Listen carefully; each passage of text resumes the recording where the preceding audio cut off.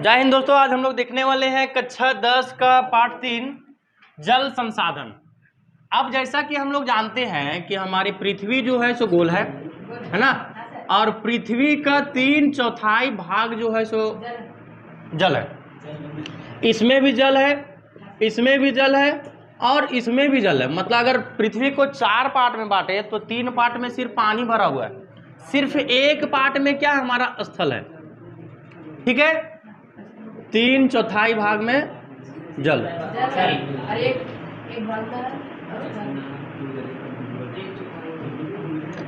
अच्छा, अब इसमें जो जल है उसका देखिए जरा,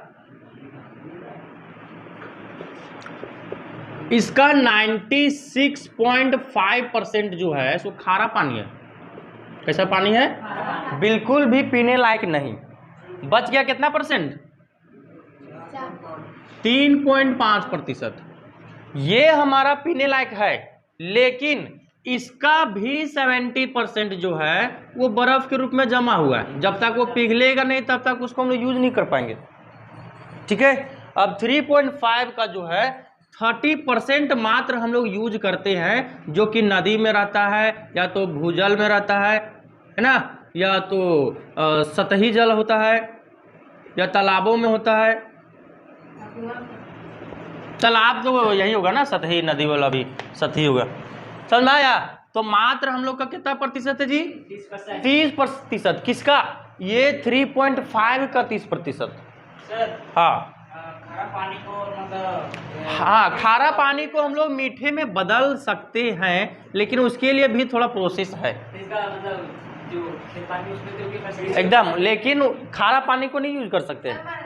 हाँ, नमक का मात्रा उसमें बहुत ज़्यादा है। मशीन के द्वारा नहीं कर सकते, क्यों नहीं? खारा पानी को भी मीठे पानी में बदल सकते हैं, और उस पानी को कृषि में या तो पीने में, कपड़ा धोने में, हर चीज़ में यूज कर सकते हैं, नहाने धोने में।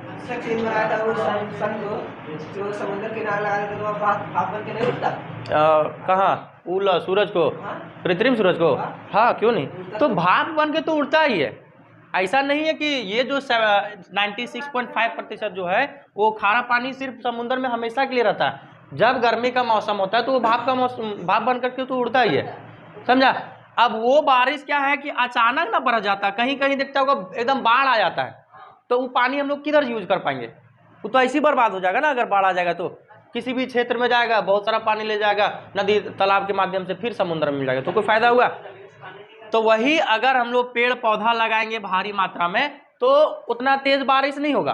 जैसे अचानक बादल फट जाता है ना, बहुत सारा अचानक पानी गिर गया, वही अगर पेड़ पौधा रहा तो छोटा छोटा बूंद बूंद करके गिरेगा, तो बाढ़ आने का संभावना कम रहेगा।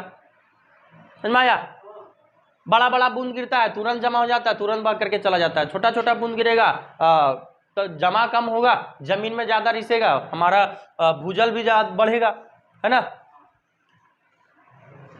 चलिए, तो लगातार हम लोग देख रहे हैं कि ये 30% भी हमारा कमी हो रहा है पानी में, है कि नहीं? कहीं कहीं हम लोग को पानी पीने के लिए भी दुर्लभ हो जाता है। तो जहां भी पानी का कमी हो जाता है उसी को कहते हैं हम लोग जल दुर्लभता। ठीक है, मतलब चाहे वो पीने के लिए पानी ना मिले हो, या सिंचाई के लिए पानी ना मिले, या तो कपड़ा धोने नहाने, मतलब कोई भी चीज के लिए अगर पानी का कमी हो जाए तो उसको क्या बोलेंगे? जल दुर्लभता। हाँ, मतलब राजस्थान में पानी की कमी है सर। हाँ है। वहाँ पे पेड़ पौधा लगा देंगे तो देखो, वहां पर क्लाइमेट एक तो सुटेबल नहीं है कि पेड़ पौधा वहां पर हो, प्लस में वहां का मिट्टी जो है सो मिट्टी नहीं रह चुका है, सब बालू हो गया था। बालू में कौन सा पेड़ लगाएगा? मात्र तुम कांटा वाला ही पेड़ पौधा लगा सकता है, बाकी जो हम लोग का रहता है उस तरह का नहीं लगा सकता। ठीक है? क्या क्या मिलता है? इंसान कैसे नहीं जीता? हर जगह एकदम सर्वाइवल होता है इंसान, है ना। पेड़ पौधा भी है, कांटा वाला जितना तरह का पेड़ पौधा है हर चीज मिलता है वहां, बबूल से लेकर के नागफनी वगैरह सब कुछ। समझा? तो देखो, जल दुर्लभता को दूर करने के लिए सरकार जो है सो बहुत सारा परियोजनाएं निकालते रहता है। चाहे वो डोभा दे दिया जनता को, है ना, छोटा छोटा गड्ढा बनाएगा, उसमें वर्षा के दिन में वहां पर क्या होगा? जल का संग्रहण होगा, है ना। जल संग्रहण के लिए क्या किया? डोभा का निर्माण कराता है, तालाब का निर्माण करवाता है, चेक डैमों का निर्माण करता है, कुआं का निर्माण करवाता है। और कभी कभी देखते होंगे नदियों में भी कुआं का निर्माण करवा देता है।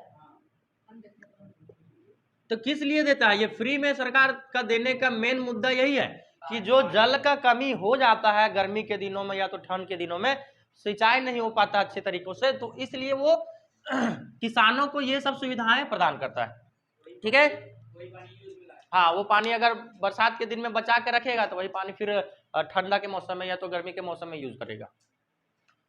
तो इसी में हम लोग का आता है चेक डैम में नदी घाटी परियोजना। इसमें हम लोग क्या करते हैं, बहते हुए जल को छेक देते हैं। क्या कर देते हैं जी? छेक देते हैं, और इसी को हम लोग कहते हैं बांध। क्या कहते हैं? अब इस बांध का जो पानी यहाँ पर रुकता है, इस बांध का पानी से हम लोग क्या क्या करता है? सबसे पहली बात सिंचाई का काम करता है, और हम लोग वहां पर मत्स्य पालन भी कर सकते हैं, मछली पालन। हाँ, घरेलू उपयोग भी हम लोग ला सकते हैं उसको, चाहे पीने में, नहाने में, खाने में, है ना। उसके साथ साथ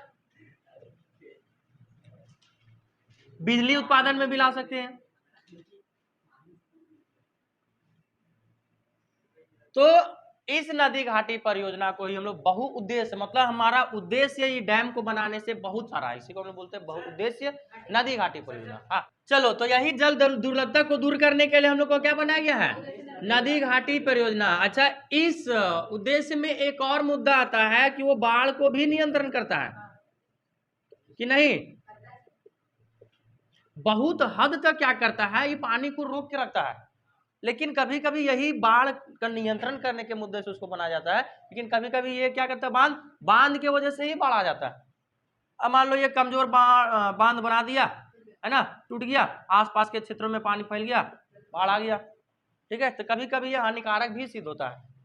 ठीक है, तो क्वेश्चन पूछता है कि बांध के फायदे बताइए और बांध के हानि बताइए, लाभ और हानि दोनों। तो अगर लाभ पूछा जाए तो ये सब हम लोग बता देंगे, है ना। इसमें एक और बता देना, बाढ़ से नियंत्रण।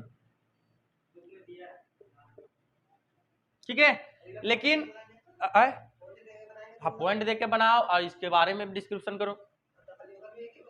किसमें? नहीं, ठीक है, हम बता रहे ना, बाढ़ तो लाएगा ही। ठीक है, उसके साथ साथ आसपास के क्षेत्रों के क्या कर देगा?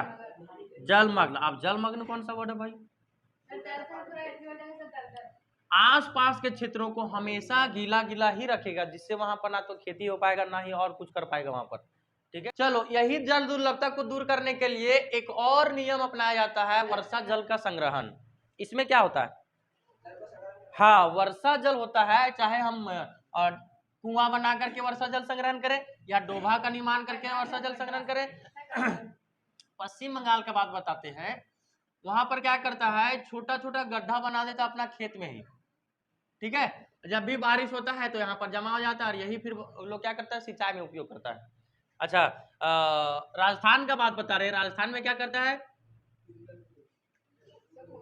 जो छत रहता है उन लोग का, है ना, छत जो रहता है वहीं से उन लोग पाइप कनेक्ट कर देता है और एक भूमिगत टैंक बनाता है, और उस टैंक में जाकर के जमा करता है। छत में जितना भी बारिश गिरता है सारा टंकी में, और वही टंकी का पानी लोग नहाने धोने में, है ना। देखो, बहुउद्देश्य नदी घाटी परियोजना में सतलुज नदी पर कौन सा बांध था?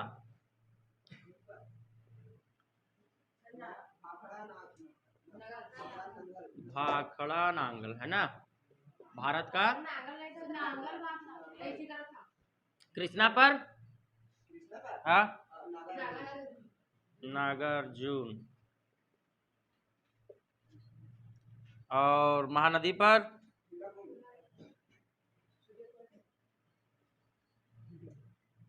और टिहरी किसमें था? कौन सरोवर? सरदार सरोवर।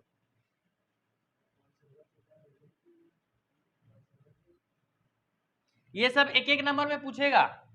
ठीक है, महानदी पर कौन सा बांध है, कृष्णा नदी पर कौन सा बांध है, सतलुज नदी पर कौन सा बांध है, और सरदार सरोवर में कौन सा बांध है, ये सब नाम याद रखना। इसको नोट कर।